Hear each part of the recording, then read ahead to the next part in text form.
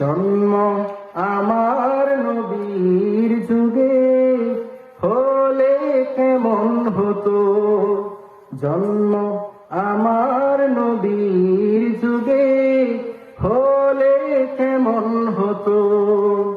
দুনয়নে রাসূল পাক দেখিলে কেমন হতো, জন্ম আমার নবীর যুগে হলে কেমন হতো।